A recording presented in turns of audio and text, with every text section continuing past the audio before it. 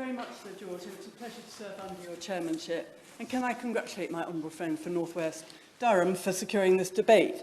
Now, we all know good and bad teachers. They shape our lives and therefore can be considered the most important influence after parents and carers. Our economy depends on skills and apprenticeships, and I welcome ways into the career path which open them to people from a range of backgrounds. However, I have a huge concerns about the number of ways of getting into teaching and about whether these all guarantee the preparedness of teachers. Depending on what equivalence you attach to similarly operating pathways, there are around 10 ways of getting qualified teacher status. It's now proposed to introduce a Level 5 Associate Teacher Apprenticeship aimed at teaching assistants, both as a route into teaching as well as a CPD activity. We should remember that most TA roles are based on a Level 3 qualification, in some cases Level 4. If, though, as I have said, teaching is the most important influence, we should be making sure that they are well trained and motivated. Teaching is a vocation, but it does not mean that everyone is good at it. There needs to be rigorous training over years to enable good teaching, and this includes child pedagogy. It requires a mixture of science, such as child development and subject teaching as well. Finland, which comes at the top of most education surveys, has primary school teacher training for 4 years and secondary school teaching programmes for 5 years. They have to then do a year of pedagogical training.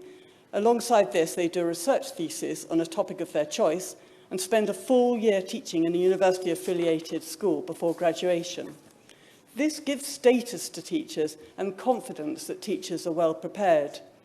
And you compare this with a lack of that foundation in some routes in England, which concerns me in particular, because we cannot rely on stretched schools and their teachers to provide additional support to newly qualified teachers who are expected to learn from others on the job. Additionally, we cannot put children and young people in a position where they may have an unqualified or struggling teacher for a whole year. The new apprenticeship specification builds in so much overlap with the qualified teacher status that I think it's inevitable that the distinction will be lost or overlooked. We lose far too many of these valuable recruits early in their careers because they feel unprepared in the classroom.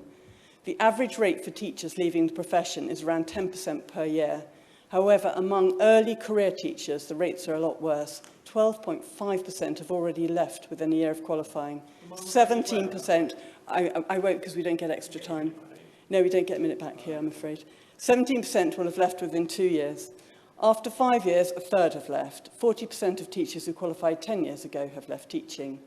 Besides being a failure of current policy, it also undermines teachers' teaching ability to develop a cadre of experienced teachers who can help the next generation. Now, I am a huge fan of apprenticeships, vocational education and learning while working, but the stakes are so high in education that we must be cautious. Classroom-based professional development can help qualified teachers learn themselves and stay in teaching, but it is not a substitute for giving teachers a solid foundation at the start. We certainly should not be circumventing routes to it, which I'm concerned that the kind of apprenticeships now being proposed will do.